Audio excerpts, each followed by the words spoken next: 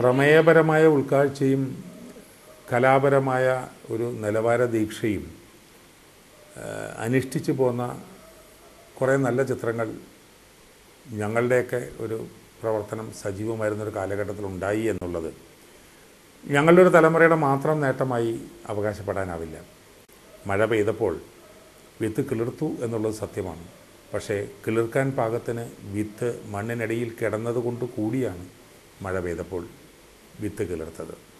പൂർവ്വസൂരികളായ ഏതാനും ചലച്ചിത്രകാരന്മാർ ഒറ്റപ്പെട്ട ശ്രമങ്ങളിലൂടെ സ്വന്തം സത്തയെ, സിനിമയെ കൂടുതൽ സിനിമയോട് അടുപ്പിക്കുവാൻ വേണ്ടി നിവർത്തിച്ച ഒരുപാട് സമർപ്പണ ബുദ്ധിയോടുകൂടിയ യജ്ഞങ്ങളുടെ തുടർച്ചയിലാണ് ഈ 80കളിലെ സുവർണകാലം സാധ്യമാകുന്നത്.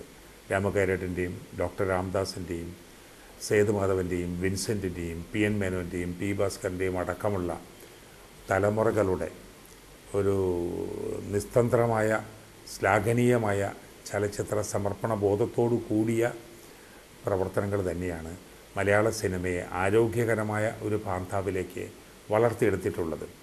അത്തരം ചലച്ചിത്ര ശ്രമങ്ങളോട് സമാന്തരമായി തന്നെ ധനസമ്പാദനം മാത്രം ലക്ഷ്യമാക്കിക്കൊണ്ട് ജനങ്ങളുടെ വില കുറഞ്ഞ അഭിരുചിയെ മാത്രം ലക്ഷ്യമാക്കി ആ ഒരു സമാന്തര വഴിയിലൂടെ ചലച്ചിത്രയാനം തുടർന്നു വന്നിരുന്ന ചലച്ചിത്ര പ്രവർത്തകരുമുണ്ട്.